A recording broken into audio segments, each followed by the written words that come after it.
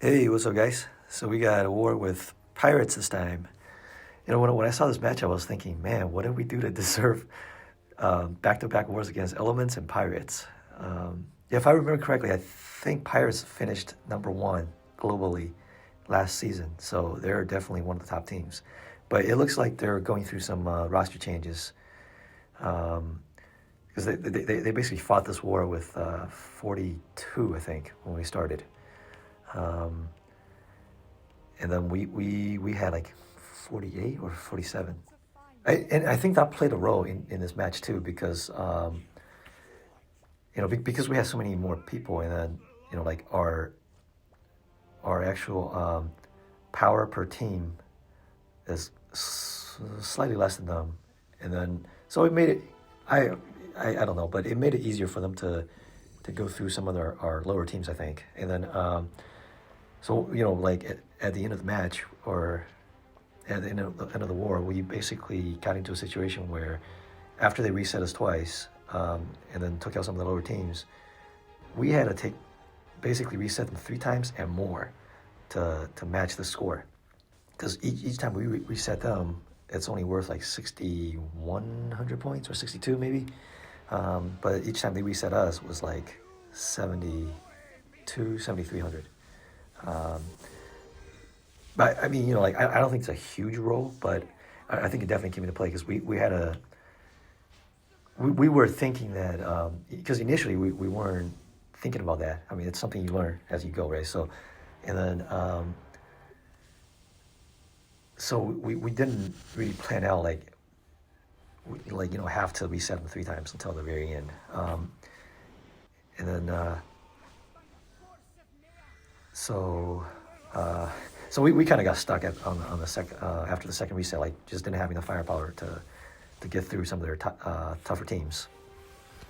Anyway, but they played extremely well. I think they are like the biggest difference I saw was how efficient they were with like their fifth and sixth flags because I think they being a World One alliance, they've been playing a little longer, so they had a better feel for what kind of teams you can set up, and I know like I do this too. Like a lot of times you get into oh yeah, like we can just throw together a mono team and then it would just work out. But I think you can probably get away with setups like like a 4-1 or a 3-2 setup that can that has more synergy between the heroes, um,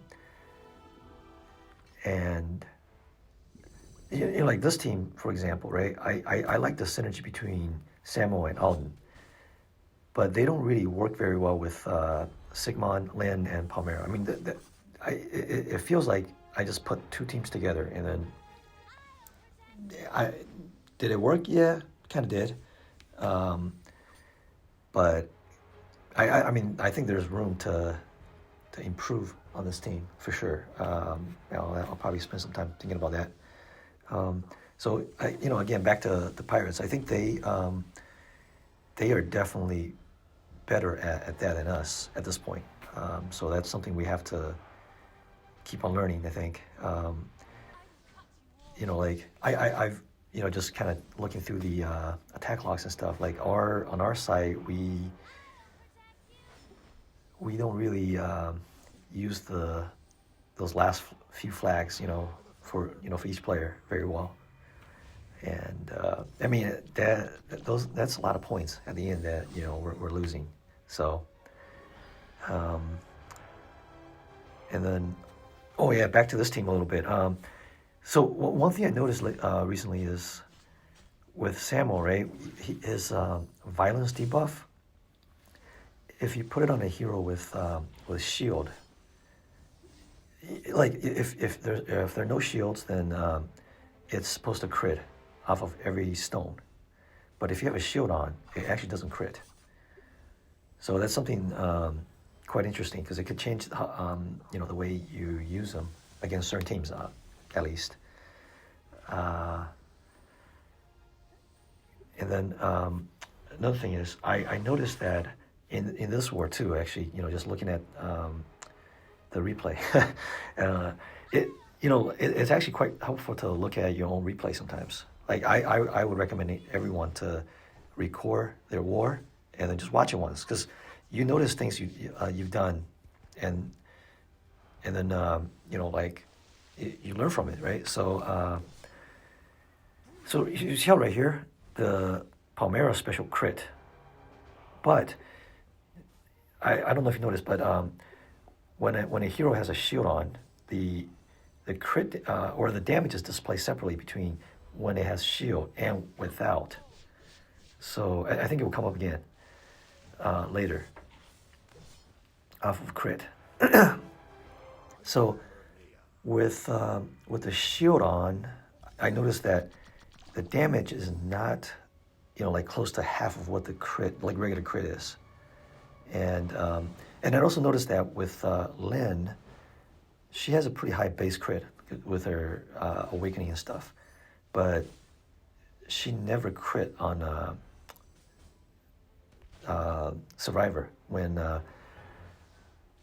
he had a shield on. So I think shield actually prevents critting, but and I think at the end you'll see when I use Palmera to finish him off, the damage is quite different with shield on and shield off. I think it's a crit. I don't know if they actually separate the damage, like do two calculations for damage, right? One with shield on and one with off. But so I'm just checking the turns on his shield. I made a mistake earlier. If you remember, I fired Alden, and then all those stones charged up his shield a lot. So like I learned while like not to do that again. So I didn't fire Alden, and then so I'm just like slowly trying to play this board so that I can get Palmera going. So I think right here you'll see, maybe not here, maybe it's right after this. I fire Palmera, and you'll see the damage, like the damage in gray versus the damage in the crit damage. So the gray damage is about half, a little less than half of the crit damage. So I wonder if they do a separate calculation between when it's shielded versus when shield's off. Because you would assume that if you can crit off of shield, right? Like that's a critical hit. So the damage on shield and off shield should be the same, but it's not. So I mean that's something worth testing out if someone else wants to do it. So this guy is their biggest team on defense, and I was this was a total mistake on my part. I was hoping that I can. Actually, this match further demonstrated that you can't crit off of shield. You see how I fired Wanda, like she does like 12 hits, and then she crits a lot.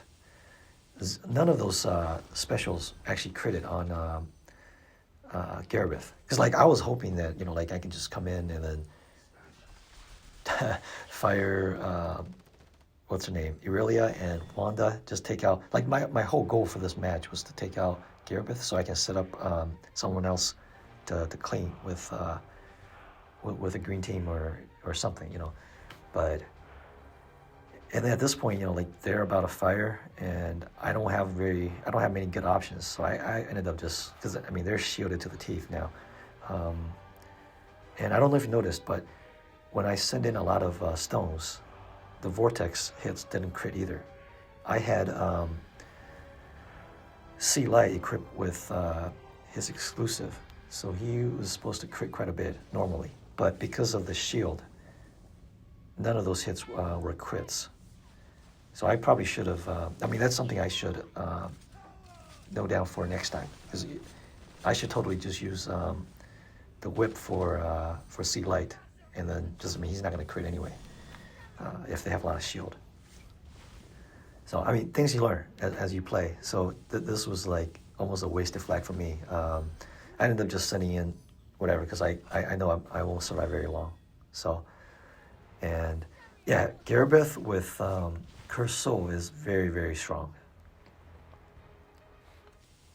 Especially when Cursed Soul procs like every time. So that was just a terrible fact for me. But luckily, my man Polar Bear went in and just took him out. Next flag, I think.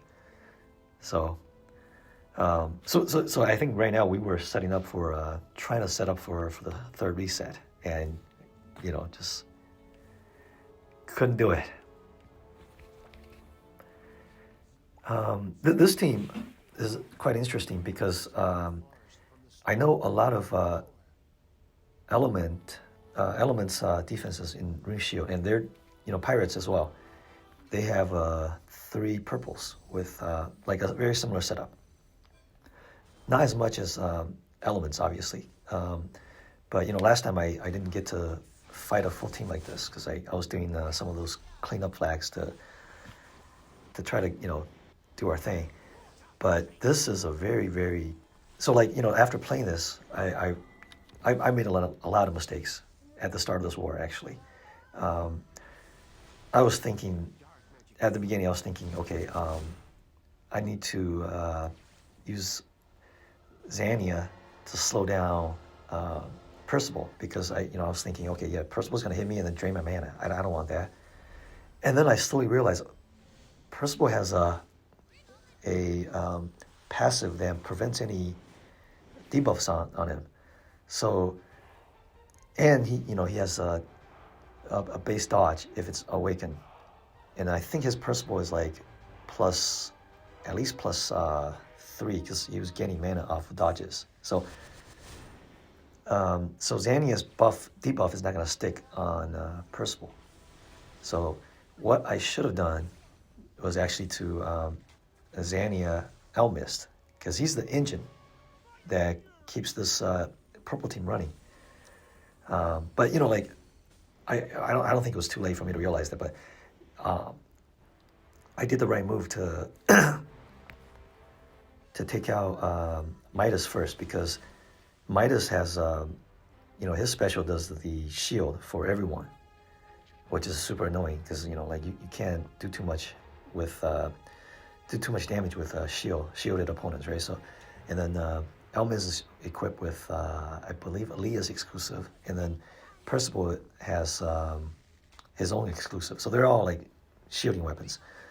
So yeah, my goal was to just take out the healer. Like I don't think what's his name Hytol does very much in this because I'm using Elmist. So at the time I wasn't thinking that much, but like looking at it now, I'm thinking, okay, maybe I should have just left him because with him on, there are more buffs for me to dispel with Elmist.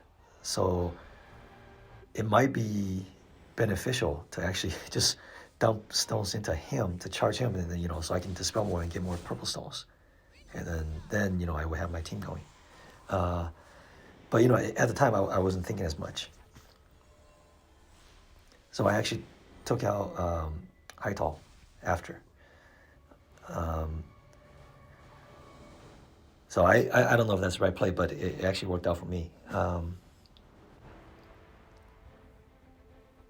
So yeah, so at this point I'm kind of stuck. The board wasn't very great.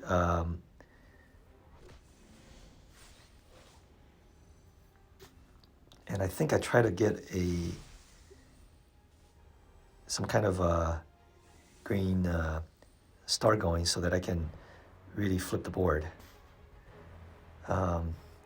So yeah, even at this point, I haven't realized that I shouldn't Xania Percival because every time when Elmist went off, he was charging up Percival anyway. So like, it's quite useless to drain Percival's mana.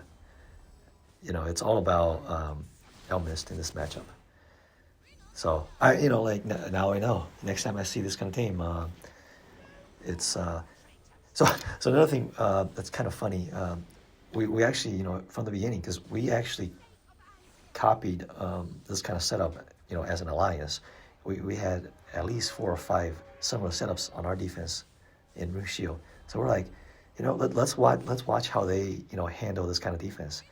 And it really, I don't think they use too many purple teams, but they, like anti-team is somewhat effective. And then I actually don't think a yellow team is that effective because if you go in with yellow, you're likely to bring Agatha, like Zeus, and then some other heroes, I presume, and then you have those buffs on, so Elmis is gonna just have field day with debuffing everything, and then provide mana. So you're just gonna keep on charging them unless you can somehow stop Elmis first. But if you have a proper setup with a lot of shield, it's not that easy. You're looking at like probably 2 rounds of specials at least.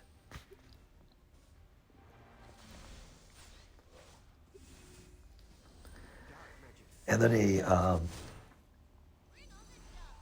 a +3 awakened Elmis is going to gain mana off of each hit. So you kind of have to really figure out the right order for attack, right? Because you want to deal with the shield, so you probably want to do a big hit, but then your subsequent, like smaller hits to get rid of Rune Shield might charge Elmis, and then he's gonna gain another shield. So he's a very annoying hero for Rune Shield. I've seen quite a few Elmis in the past, but not in like a purple heavy setup like this. Even then, it's like I've lost quite a few times to Elmis alone, So he's definitely annoying for Rune Shield. Very good hero.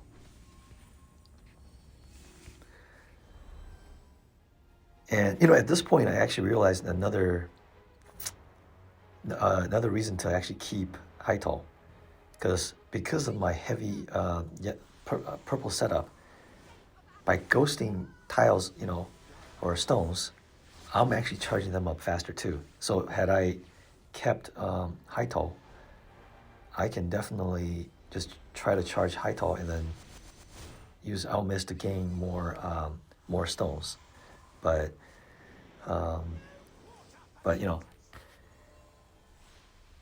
you learn things as you play more. So I think like right here, I was able to finally take out Elmist. So once Elmist is gone, so now I'm actually working against the timer. But I got pretty lucky that I was able to get Percival before the time ran out. Yeah, so at this point, that's when I realized, I'm ghosting purple stones, and then Percival is charging, and then he's gonna reduce my mana. This is not a good thing.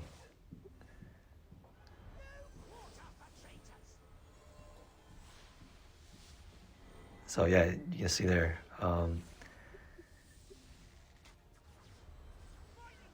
I was kind of lucky that I had, like a lot of my weapons actually had lifesteal. So that actually kept a lot of my heroes alive. So I think it's really good to use, what are they called? Lifesteal special effects on those on weapons for a purple team. Because they do quite a bit of damage, and then if you can just keep on draining draining HP back, you're gonna survive, and then it's gonna work. So yeah, at this point we were still thinking about like a third reset. So I went in for cleanup on Den, because I remember our second time around, we wasted quite a few flags on cleaning up this, just this kind of leftover. So I figure if I can just take them out one hit, and then we can save some flags for other things for reset. Oh yeah, and then I think our Trixie Trixie Oaks or Trixio, yeah, whatever his name, Artie. I just call him Artie. He was gonna go in, and I told him, let me go in, so he let me have it. Um, and I think I got a really nice board to start, and I was able to just get Palmera before she did anything. So that made it quite a bit easier. And I think he also had what's it called, Cursed Soul on Palmera. So I think he had what's it called? Maybe the whip on Survivor or something. But yeah, so that's one thing you should think about when you're taking on those bigger teams, right? Like you can break it down.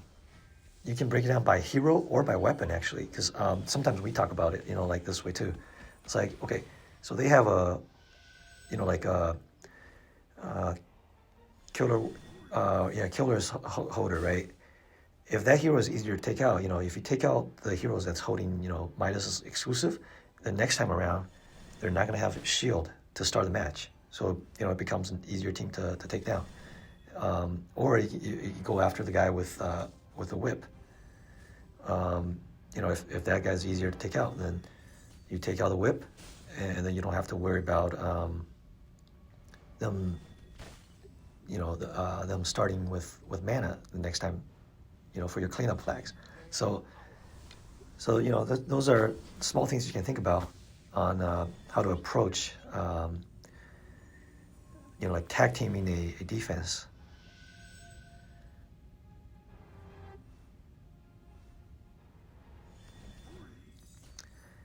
Yeah, Survivor is not a easy target to kill. It actually took me quite a few turns. I think he had maybe Survivor weapon on, or something, because he's gaining shield still. So he has headstones. So yeah. So I'm just waiting for everyone to charge so that I can just fire everyone at the same time. It's all about getting rid of all the shield all at once, because if I wait a turn or two and then move some stones, he might get more shield back.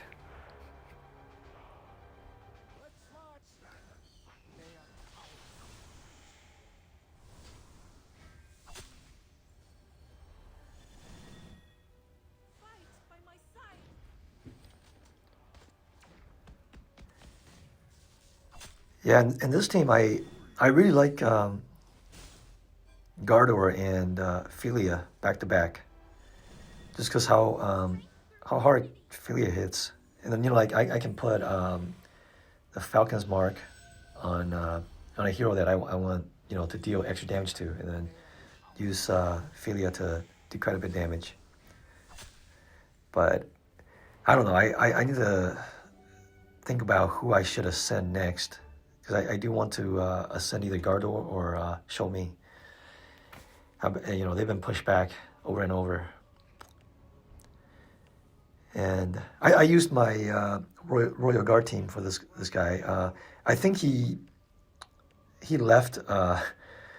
He actually left Thorson with no weapon. I think he probably just forgot his whip at the very end, and that made this team so much easier. Because I actually don't have a Dispeller left at this point, I think. Well, I think I might, but nothing that's leveled up to even 120.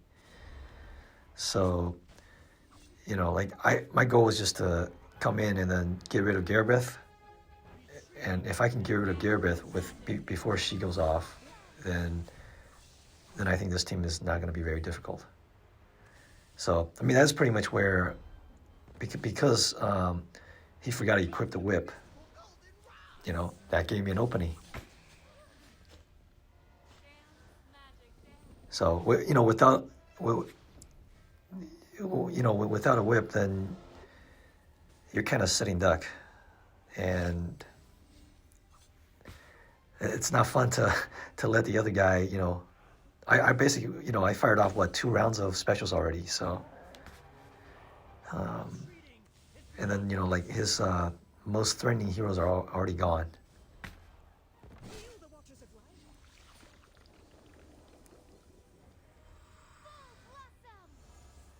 Yeah, so I mean, at this point, it's just getting rid of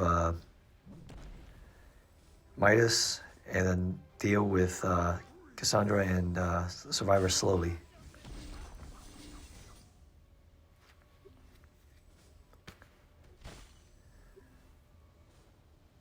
I probably could have put in Jane and then, made this team and give this team more survivability, but oh well.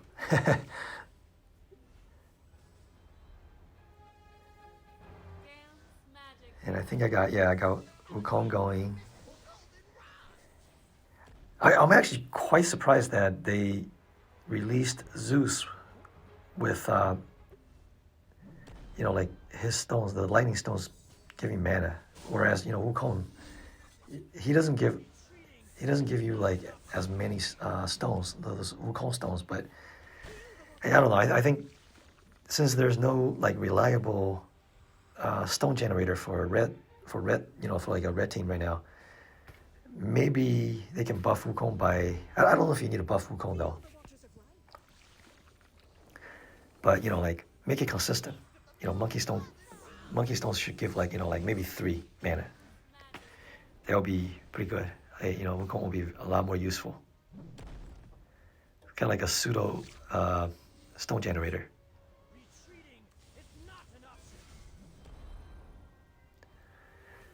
Yeah, so it seems like like every match I have is like a showdown with Survivor at the end.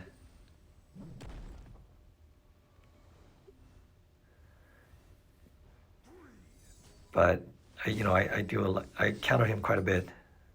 So anyway, this is a very interesting war. We learned a lot. Definitely learned a lot.